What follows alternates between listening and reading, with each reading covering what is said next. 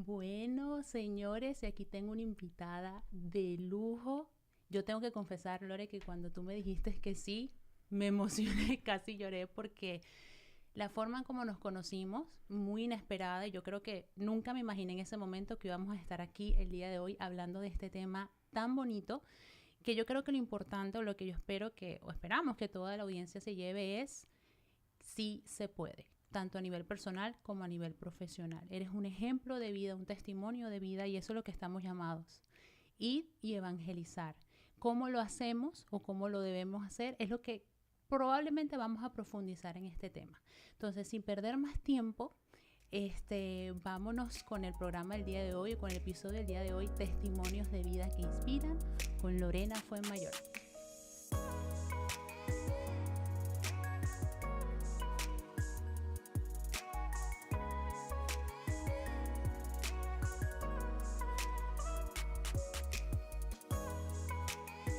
Muchísimas gracias por la invitación y estoy muy agradecida. Y como tú misma me dices, el Señor hace las cosas y hoy era el día. Muchas gracias. Amén, amén. Bueno, mi Lore, yo quiero, habrá mucha gente que dirá, bueno, ¿quién es? ¿Dónde empezó? ¿Cómo? Me gustaría que me hablaras o me dieras una breve introducción de tu historia. ¿Cómo inició todo? ¿Dónde estaba Lorena? ¿Y cómo llegamos a la Lorena del día de hoy? Bueno, Lorena es maracucha y se casó con un puertorriqueño, es médico de profesión y comencé a ejercer la medicina en Puerto Rico. En esa transición, cuando me mudé a Puerto Rico, me deprimí un poco. Soy una persona de una familia numerosa y encontrarme con mi esposo en una vida nueva, empezar a volver a estudiar para hacer todas las reválidas o los exámenes, pues fue un momento bastante difícil para mí. Claro. En ese momento me encontré aumentando mi fe, buscando de las cosas del Señor. Y recuerdo que una tarde iba corriendo con mi esposo y vi la figura en físico de un niño bellísimo con un manto que era un manto que no tenía pues las descripciones de un manto del mundo, De lo que sino uno se imagina. tenía un manto bellísimo. Wow. Y yo sentía que yo estaba corriendo, pero mis pies no tocaban la superficie, O sea, flotando. Y que todo estaba paralizado. Y allí fueron momentos donde el mundo se paralizó y era el encuentro de Lorena con ese niño misterioso que era un niño como de 7 años, bellísimo, que tenía un pelo rubio y que miraba al infinito, pero tenía un manto brillante, un azul que no puedo describir. Y cuando yo salí de ese momento, le dije a mi esposo, ¿viste al niño? Me dijo, ¿qué niño? ¿Qué niño? Y me regresé y no estaba, ¿no? Y eso comenzó a marcar un encuentro, ¿no? Algo que me empezó a decir, no estás sola. Quizás era mi ángel de la guarda o era el divino niño, pero desde allí entendí que no podía dejarme en la tristeza o decir, tú estás aquí en Puerto Rico y tú vas a comenzar una vida nueva, tienes el sacramento del matrimonio y vamos a encontrarnos con Dios. Y ahí comencé entonces a participar más de la misa, de las visitas al Señor. Realicé mis exámenes, tomé mi licencia de médico, comencé a trabajar en diferentes lugares, trabajaba en la emergencia y yo veía la importancia, por ejemplo, de la Lorena que oraba antes de llegar a la emergencia y cómo Dios me ayudaba y me capacitaba en situaciones que eran críticas, que eran de vida o muerte, donde tenías segundos para salvar una vida. Y eran cosas que hay veces que yo hoy en día agradezco. El Señor ha sido muy generoso conmigo, me ha dado dones y me los ha quitado, porque no son míos. Y cuando estaba en la emergencia, tenía un don particular que podía ver una persona y podía reconocer cuál era la enfermedad o la gravedad. Y eso me permitía actuar rápidamente. Wow. Y era una situación que yo misma no comprendía. Cómo yo podía entender y ver en en cuestión de solamente ver una persona que tenía, que padecía y qué era el riesgo de muerte que podía tener. Y eso me ayudó mucho a ayudar a muchas personas. Pero llegó el momento que pues decidimos mudarnos a los Estados Unidos, ejercer mi carrera aquí en Miami, y pues aquí comencé trabajando en diferentes lugares de ayuda social a muchas personas, y hoy en día sigo trabajando en la medicina y llevando mi fe y mi testimonio del amor a Dios a mis pacientes y a todas las personas con las cuales me relaciono. Wow, ¿y cómo? Dios mío, ¿todo este evento ocurrió en Venezuela o en Puerto Rico? En Puerto Rico. En Puerto Rico, una vez que te casas con Sí, con tu mi pareja. esposo, Okay. sí. Ahora, llega a los Estados Unidos, inicia una nueva etapa, porque para los que no sepan, yo conozco a Lorena a través del grupo Padre Pío. Sí, exacto. A mí Padre Pío particularmente me llega cuando yo te conocí y vi al grupo. Yo, en cierta manera, activó recuerdos de mi pasado, porque en mi infancia, cuando yo era niña, en la casa de mi abuela, de mi nona, siempre yo abría una gaveta y veía una estampita Padre Pío. Y yo llegué un momento, en mi ignorancia, porque no sabía, yo me la acerco a mi nona, a mi abuelita, y le digo, nona, ¿quién es este señor que no es mi abuelo? Y ella me dijo, no, eso es una amiga que fue a San Giovanni Rotondo y me trajo estas estampitas. Entonces, claro, mi abuela fallece, yo inicio un caminar en la obra de la evangelización, y por milagro estaba en la Guadalupe, estaba un invitado especial coordinado por ti, y yo con aquella pena le pregunto, ¿será que yo puedo grabar? Y ella con esa dulzura, fue mi primera grabación, la primera estrenando mi camarita, me dice, sí, no hay ningún problema. Yo dije, Dios mío, esta es la confirmación que este es mi sueño. Y te conozco a través del grupo Padre Pío, conocí a muchas ahí que sirven también y te ayudan en la obra, que son seres espectaculares, me hicieron sentir en casa. Y por eso quisiera que nos hablaras cómo inicia el grupo Padre Pío.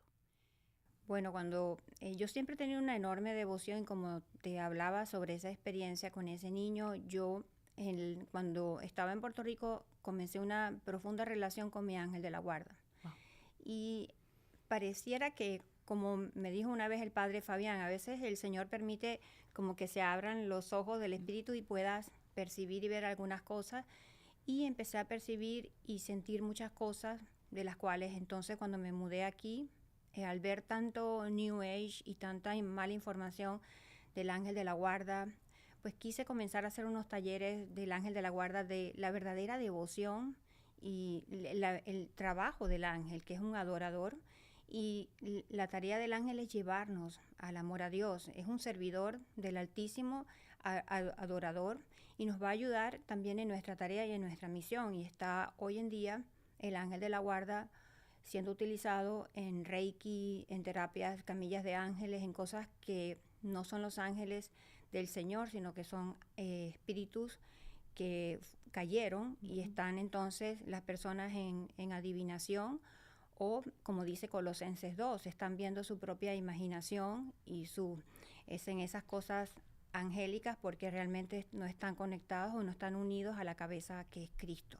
Entonces, bueno, empecé en mi tarea de evangelizar sobre el ángel de la guarda, pero como te dije, el Señor me da y me quita, y yo tenía pues un don del cual yo, cuando daba estos talleres, participaba de la misa, de la confesión, conversaba con los sacerdotes, y pues muchos me decían, bueno, utiliza el don, Padre Pío podía ver al ángel y puedes utilizarlo, y otras personas me decían que no, pero este don llegaba también a poder percibir y sentir a seres queridos que ya no estaban.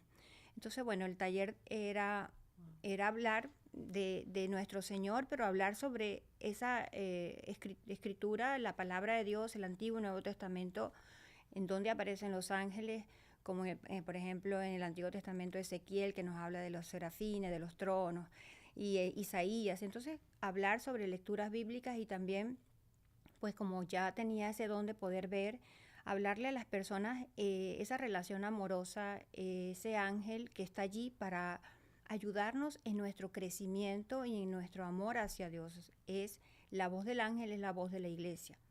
Pero entonces llegó un momento de que cada vez pues las personas tenían más interés en conocer qué podía decir, o sea, qué podía yo decirle sobre su vida y sobre las personas fallecidas. Y pues era un combate para mí porque era muy difícil. Yo tenía que tener una profunda, como ese es, como encontrar. prudencia. Sí, exactamente. Y estar muy unida a la oración, a la confesión, a la misa, a la Eucaristía, para no caer con los espíritus de adivinación. Entonces era un combate. Para mí era un combate muy difícil porque podía tener pues una sensación de ver algo y a la vez yo decía, como sé que es del Señor, y entonces cuando yo sentía esa paz y esa certeza que solo Dios coloca en el alma, podía hablarlo, ¿no? Pero en el último taller, cuando decidí dejar de dar los talleres o ya de no participar en los talleres, pues estábamos reunidos y una persona fue poseída.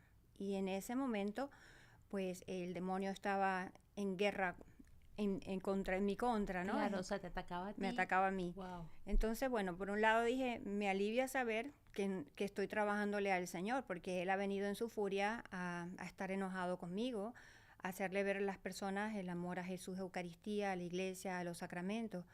Pero por el otro lado dije, ya entiendo que no puedo seguir, porque pues primero uno no conversa con el demonio porque es un espíritu muy inteligente y astuto. Sí. Y segundo, pues yo solamente comencé a rezar el Padre Nuestro y le dije a las personas, me acompañan, empezamos a rezar el Padre Nuestro, luego rezamos el Ave María, y en la medida que íbamos rezamos a San Miguel Arcángel, pues la persona iba cerrando sus ojos y iba volviendo en sí, pero estaba haciendo una burla a la crucifixión del Señor, y una burla y hablando en arameo que yo, gracias a Dios, no entendía. Pero la otra persona que estaba allí sabía y me dijo, está hablando en arameo. Wow. Pero le dije, no me digas lo que dice, Claro. no me lo digas.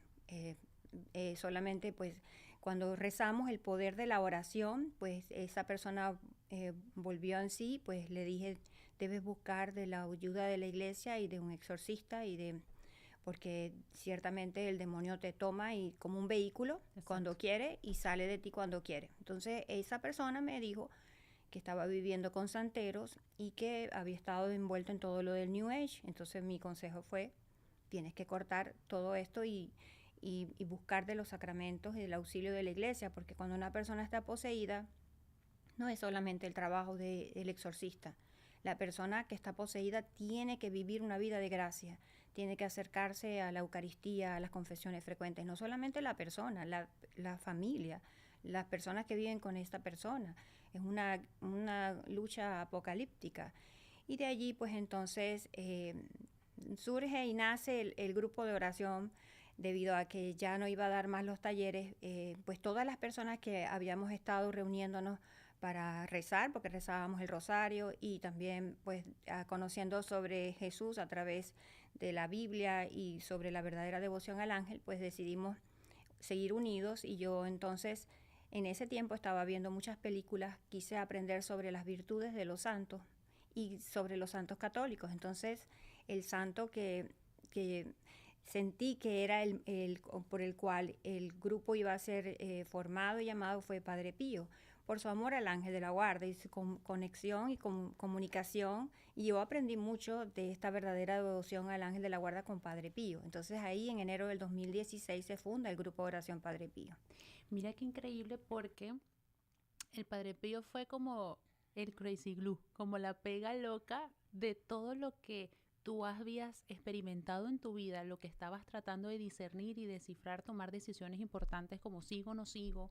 No quiero que se malinterprete, Nuevara, que eso es algo muy hermoso de tu parte, la humildad y el respeto que tú le tienes hacia los dones del Señor, o le tenías en su momento y sigues teniendo, de no utilizarlo para el mal, sino para el bien. Cómo manejaste la prudencia, el discernimiento de saber cómo viene y no viene.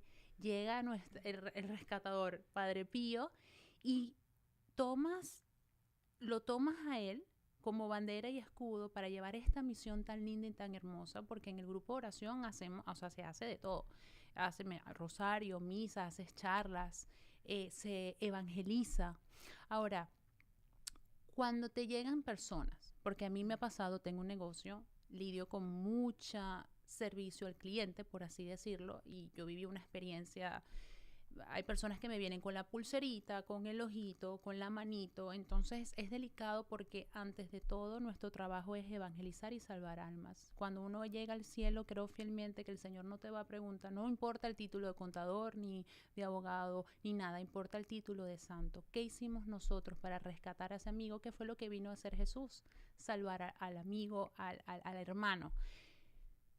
Y uno ve esa pulserita y uno se acerca y uno trata de evangelizar, pero también está el tema de la receptividad, que la persona esté lista. ¿Cómo manejar uno eso en su ámbito profesional? Para algunos pensarán, esta está loca, porque a mí me ha pasado, a veces me corto porque yo digo, ¿cómo le explico que eso no es? Y manejarlo en una situación en la que la persona se sienta cómoda, que entienda con amor el significado de nuestra iglesia, la importancia de la Eucaristía, que está Dios vivo allí y que lo mejor que podemos hacer como hijos de Dios, como católicos, es ir y estar en común unión con Él. Ese valor, la gente no entiende ni conoce la Eucaristía. ¿Cómo manejas tú la parte de la Eucaristía y la evangelización en tu ámbito personal y laboral? Bueno, muchas preguntas complejas, pero vamos a hablar un poquito. Yo tengo mucho tiempo en contacto con muchísimas personas, no solamente por el grupo de oración, sino que como médico he tenido la gracia de ejercer mi carrera desde el año 2020. Wow. Entonces, 2020 o del año 2000, perdón. Estoy sí, diciendo... Yo 4 años no creo, Lore, siempre, pero bueno. Creo que me tienen que corregir, siempre mis matemáticas nunca son buenas. Entonces, del año 2000. Okay. Entonces, créeme que cuando tú ves una persona con el ojo turco o alguna idolatría, es católica. Tú no ves una persona evangélica o una persona cristiana que lleve ninguna de estas cosas. Somos los católicos. Entonces, ya yo sé que es una persona católica, entonces siempre le hablo sobre las Sagradas Escrituras, porque es la ignorancia y es el desconocimiento y es, como Nuestra Señora en la Salet lo dijo, que iba a haber un relajamiento universal y que cada quien iba a hacer su propia religión. Y es lo que está pasando hoy en día.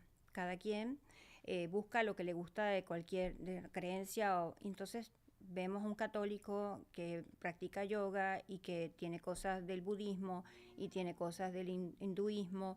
Y hay personas que me dicen, yo converso mucho con personas en la oficina, yo soy católica, pero para donde me inviten voy. Yo le digo, no puedes ser adúltero, y te digo una cosa, en la palabra el Señor nos dice en el Apocalipsis, cuando en el mensaje de las 7 iglesias, en la última iglesia dice, ojalá fueras frío o caliente, pero eres tibio y te vomito.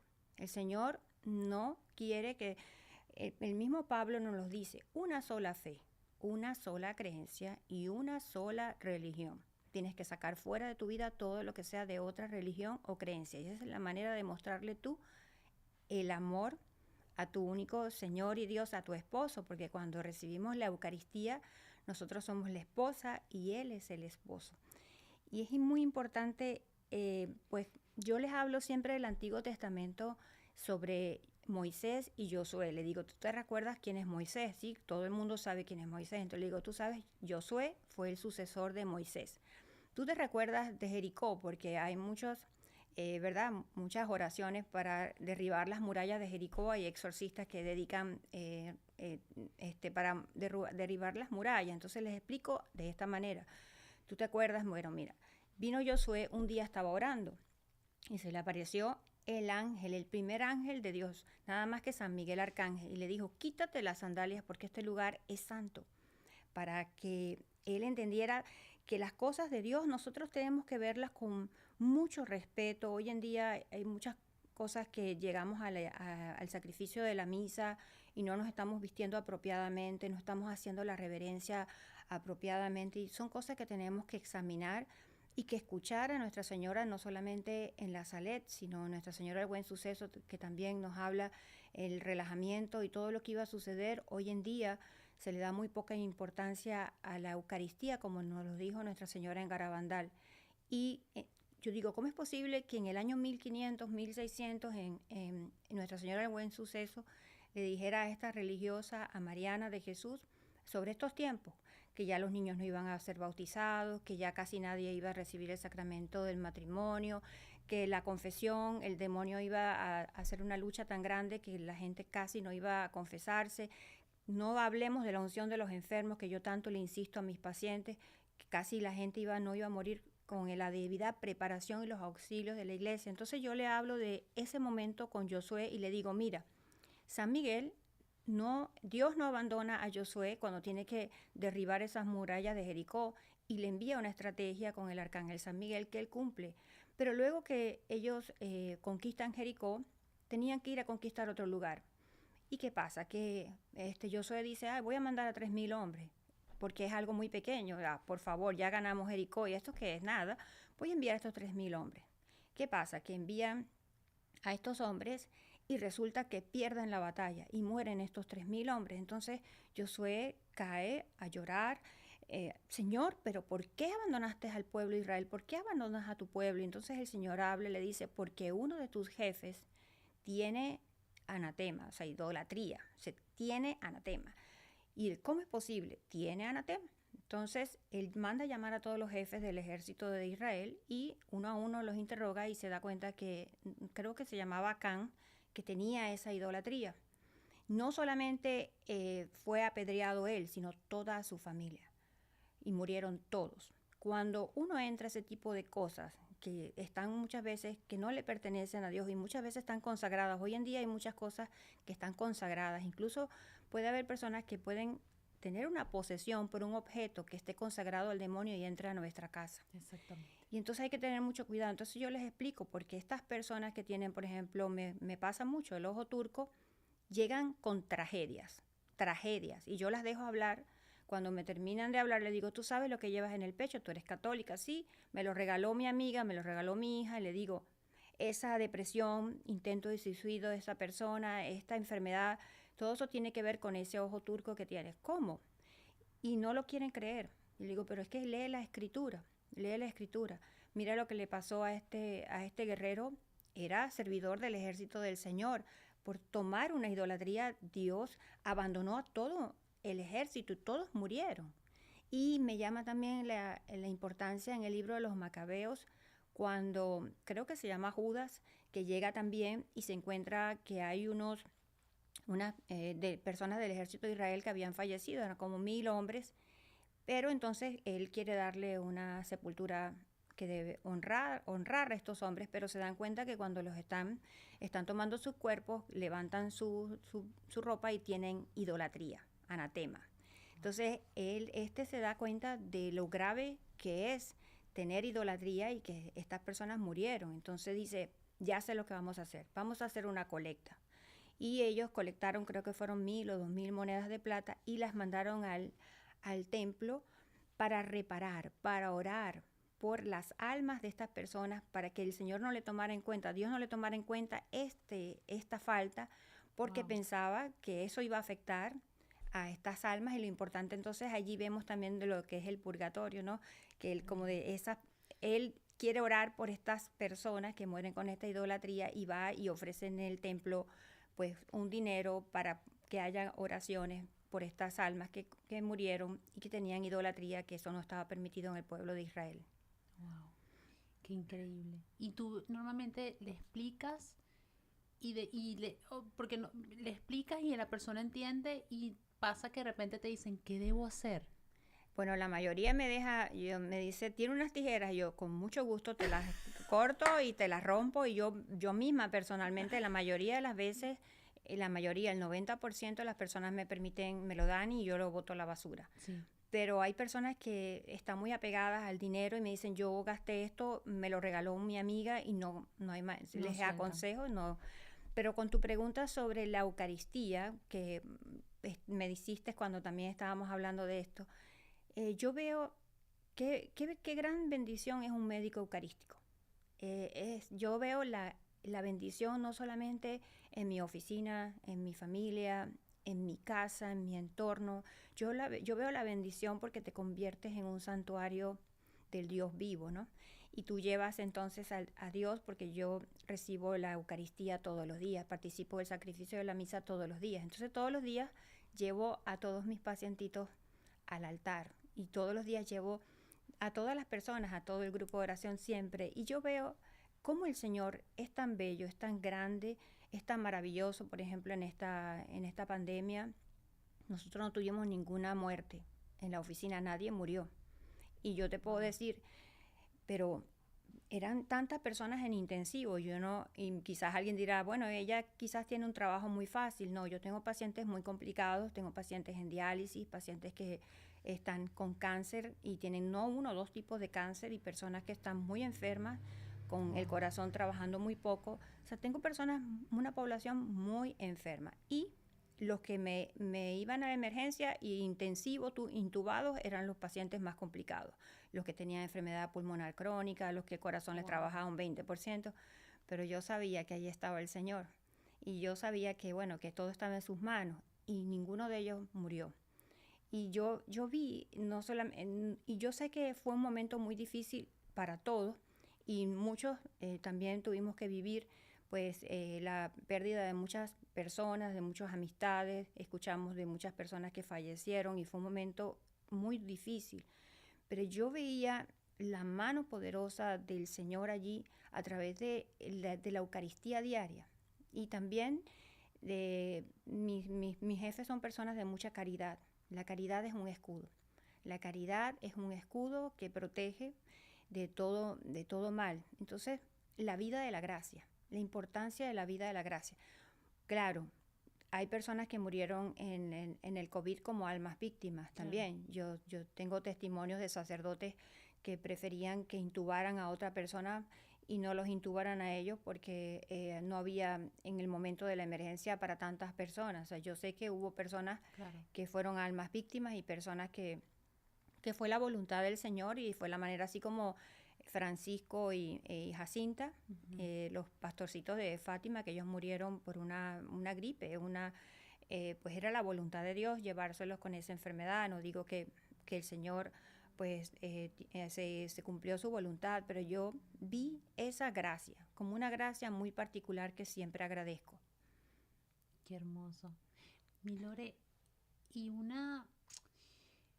me toca mucho lo que dices, eh, porque la gente no, a mí particularmente, llegó un momento en mi vida en que yo me desvío, y parte de eso es por ignorante, y no llegué a apreciar la belleza de nuestra fe católica.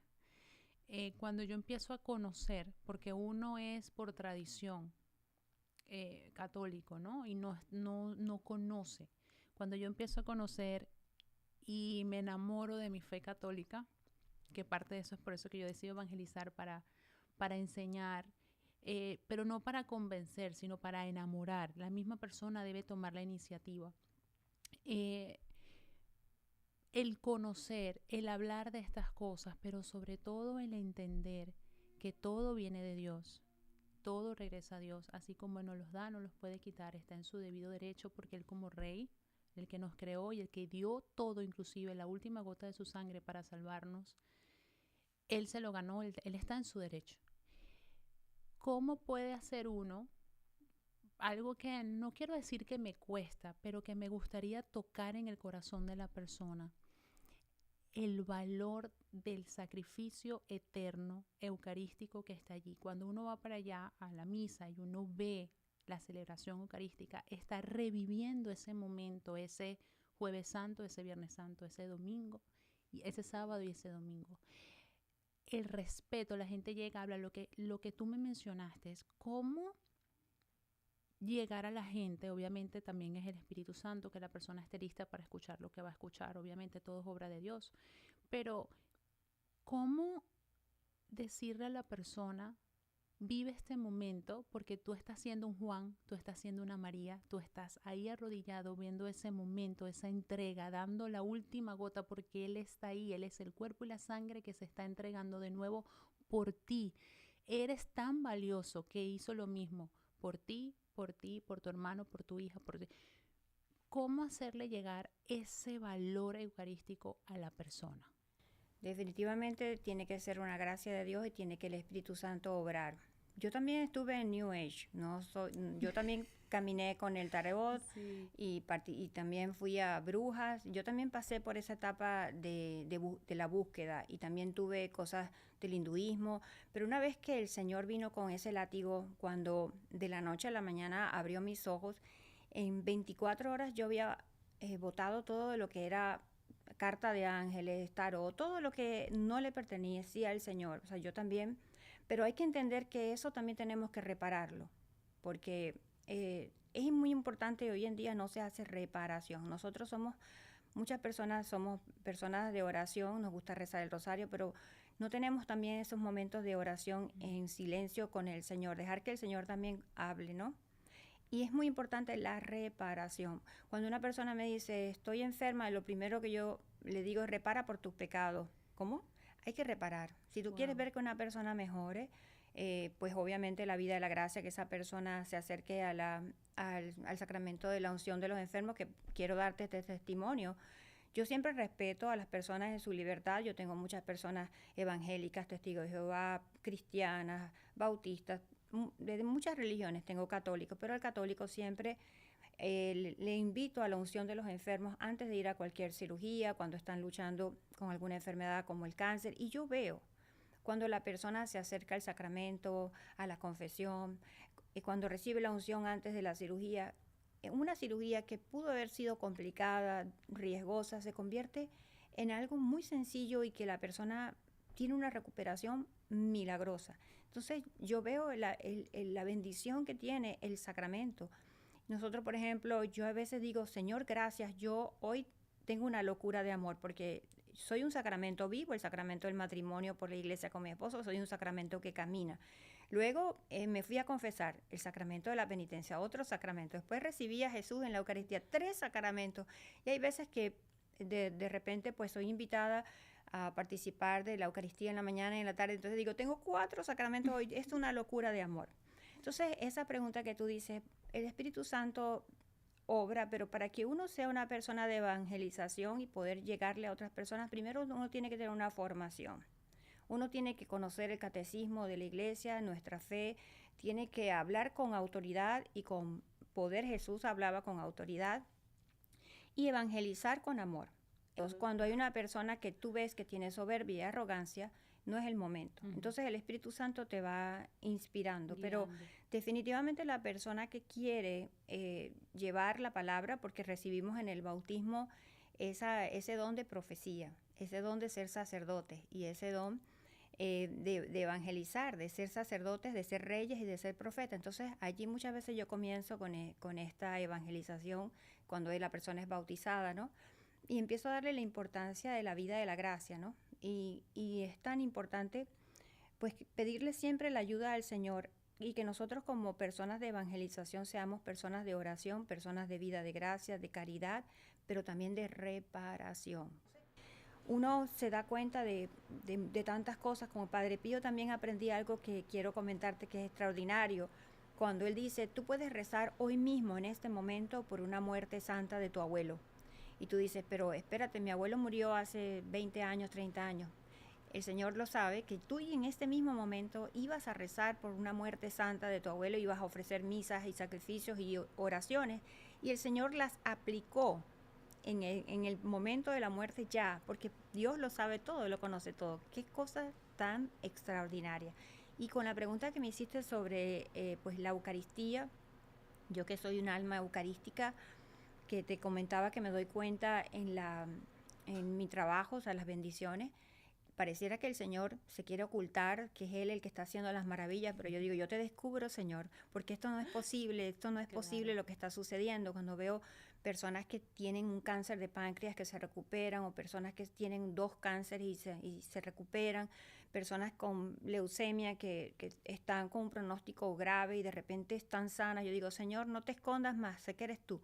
Es algo extraordinario, pero si hay algo que yo quiero llevarle a las personas en el día de hoy, es el amor a Jesús de Eucaristía. Si hay algo que tenemos que entender es que la vida es pasajera y que hoy en día nos engañan diciendo el amor al trabajo, el que tienes que producir, el que tienes que pagar cuentas, el que tienes que hacer tantas cosas en el mundo, que te llenas del espíritu del mundo Y si el espíritu del mundo está dentro de nosotros y hace mucho ruido, no vamos a poder apreciar las cosas de Dios. Entonces, el participar del sacrificio de la misa, Padre Pío fue el primero en enseñarme cuando estaba aprendiendo como fundadora de este grupo sobre la vida de Padre Pío, que el sacrificio de la misa desde que comienza es Jesús en el Getsemaní, hasta el final es Jesús cuando muere y resucita. Entonces, el Getsemaní es desde que comienza hasta el ofertorio. Jesús está sufriendo en esa visión terrible de todos nuestros pecados, ¿no? Entonces uno diría, yo quisiera estar en la época de Jesús y estar y acompañarlo y caminar con él. Mira, en la Eucaristía, en el sacrificio de la misa diaria, tenemos la oportunidad de estar con el Señor, de acompañarle desde su Getsemaní, todo su encarcelamiento, sus golpes, su flagelación, su coronación de espinas, todo su calvario, su camino al calvario, hasta su pasión y muerte. Y me dirás, pero es que yo quería estar cuando Jesús estaba con la samaritana. Es que a veces las samaritanas somos tú y yo.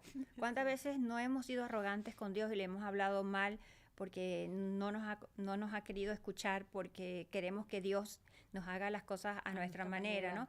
Hay veces que tú puedes ser un protagonista o puedes ser una persona que está allí. ¿Cuántas veces yo no he visto, por ejemplo, he estado en momentos de alabanza eucarística, he visto una persona poseída y he visto cómo esa persona se ha liberado? Entonces ahí estamos en esa parte de la escritura donde Jesús está pasando.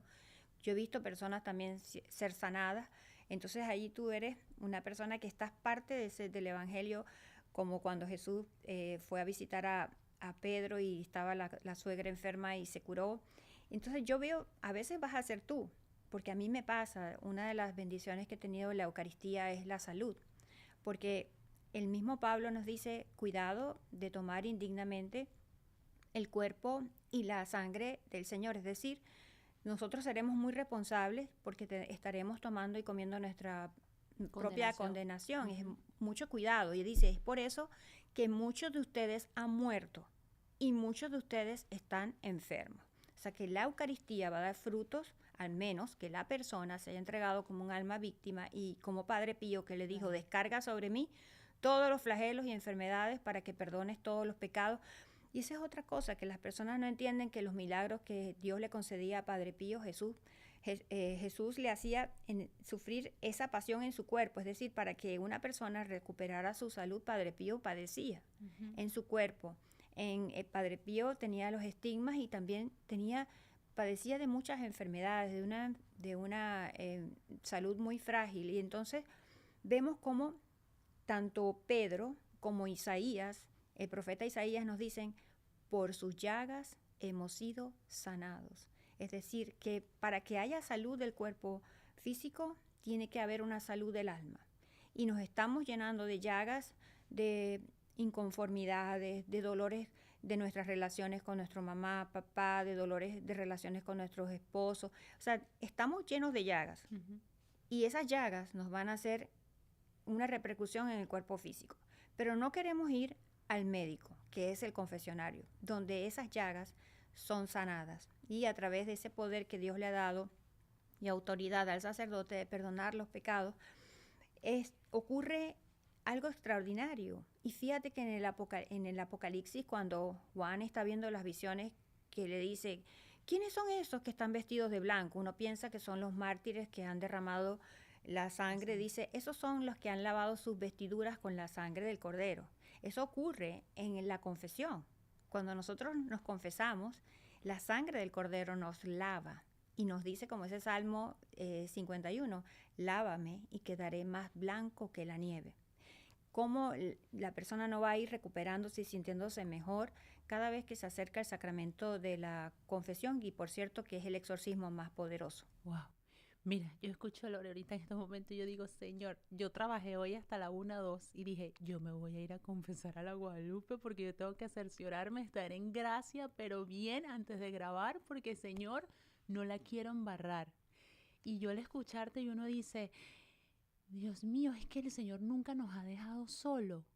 Él siempre ha estado presente en la iglesia, en su esposa, en los sacramentos. Nos dejó unos mandamientos, pero no nos los dejó con salvavidas, que son los sacramentos para nosotros poder cumplir con eso. Si caemos, hijito, no importa, te tengo esto. robaste, no importa, y bueno, obviamente hay que reparar, tiene que haber un remordimiento, pero, pero hijito, mira, confiésate, todo está bien, no te he dejado solo, cree en mi amor.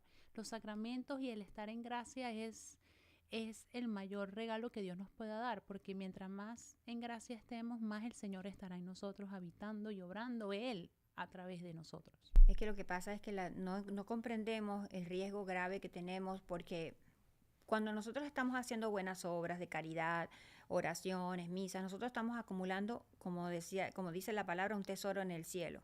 Pero cuando nosotros cometemos un pecado mortal, ese tesoro se desapareció, la cuenta está en cero. ¿Y qué pasa? Que si la muerte llega, nosotros tenemos el riesgo de condenarnos para toda la eternidad por ese pecado mortal. Todas esas buenas obras y todas esas cosas las perdimos en el momento que perdimos la gracia.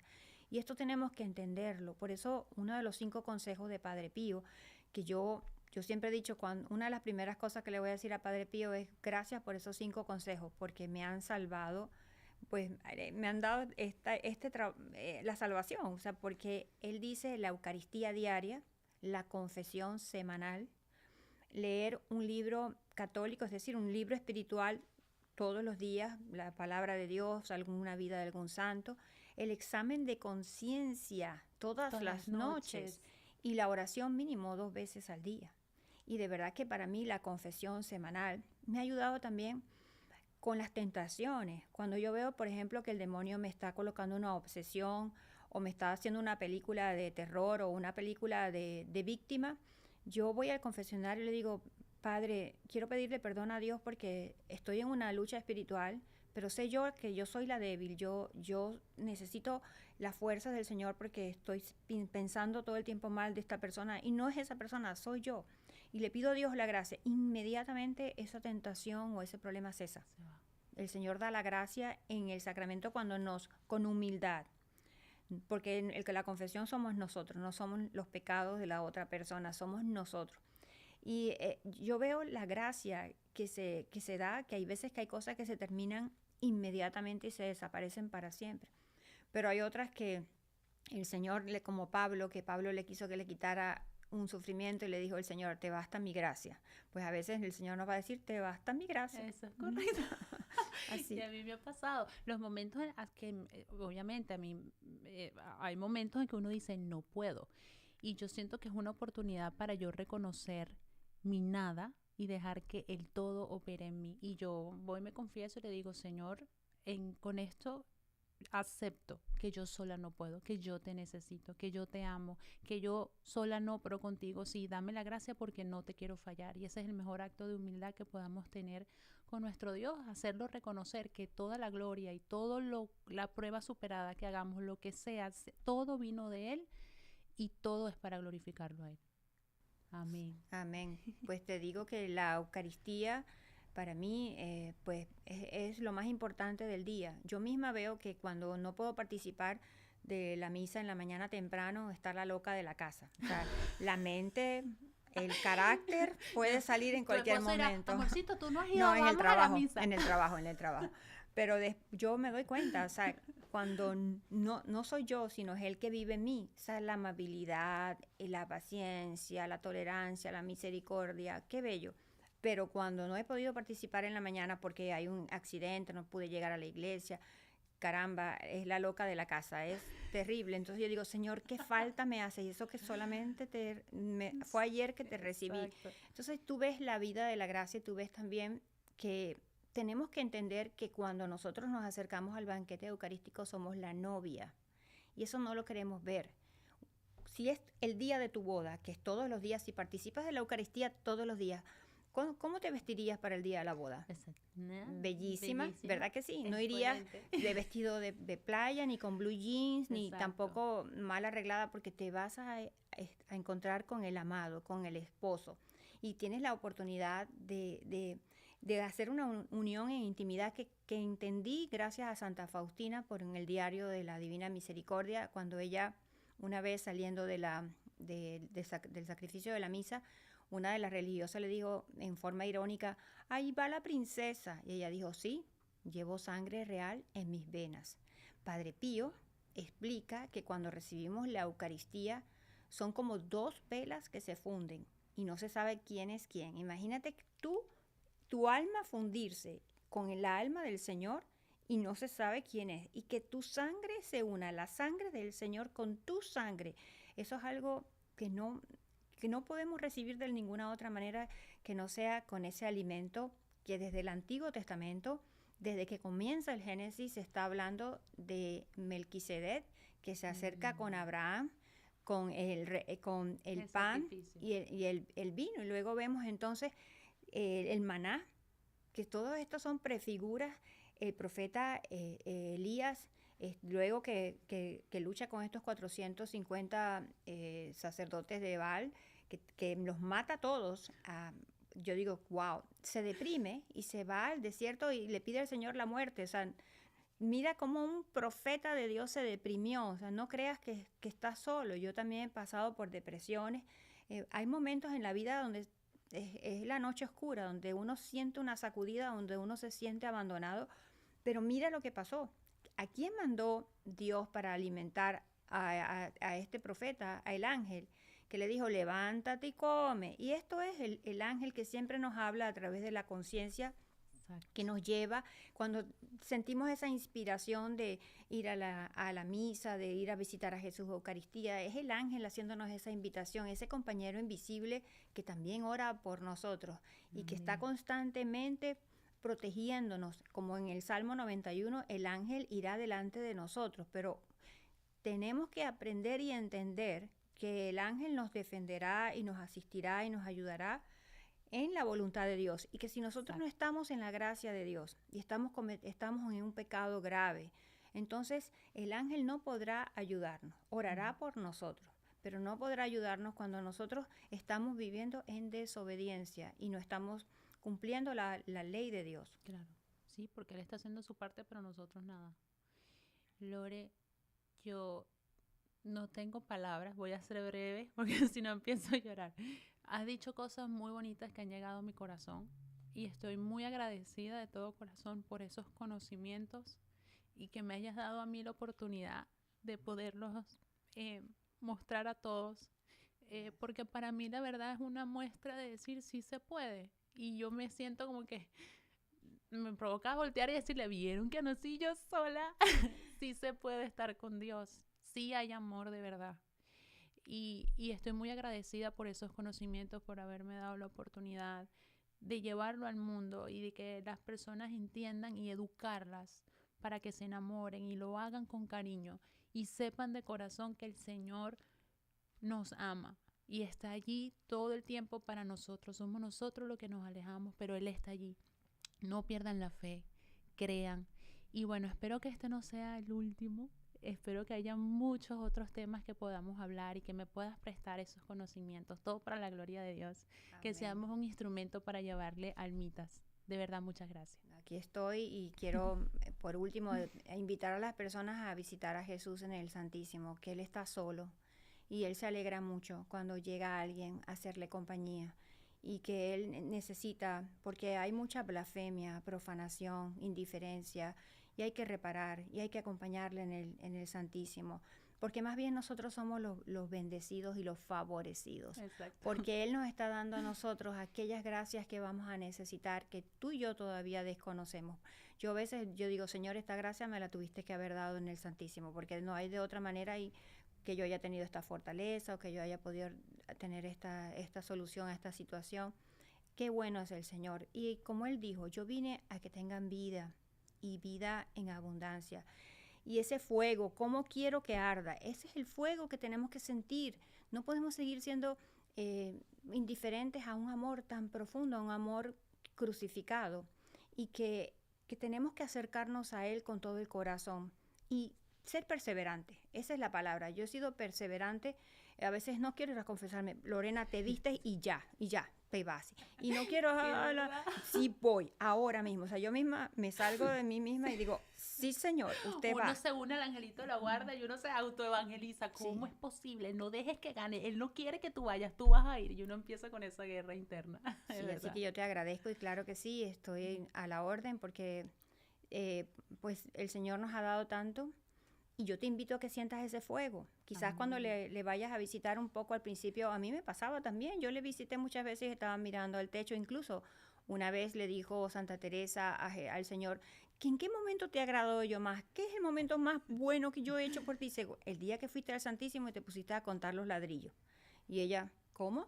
Claro, porque ella no quería estar allí. Wow. Su mente estaba distraída, pero ella se obligó a ir a estar sentada allí. Y eso es lo que quiere ver el Señor, que nosotros tengamos una perseverancia y pongamos nuestro granito de arena, y Él va a seguir haciendo lo demás, pero no le vamos a conocer si, como los discípulos de Maús, al partir el pan, hasta que no nos acerquemos al banquete eucarístico. Y que nosotros, no solamente Él se convierta en alimento para nosotros, sino que nosotros nos convirtamos en una hostia viva, hasta que Él nos consuma, hasta el día que nos toque irnos. Amén. Nosotros tenemos que ser un alimento vivo y no podemos ser un alimento que no está en gracia porque nos vomita, como lo dice en el Apocalipsis. Y para ser un alimento agradable al Señor, tenemos que cumplir la ley de Dios, tenemos que vivir la vida de gracia y estar en oración y en unión y en obediencia a nuestra iglesia, en obediencia al Papa, al Magisterio de la Fe y a la Iglesia Católica. Amén. Gracias. Te quiero mucho. Muchas gracias.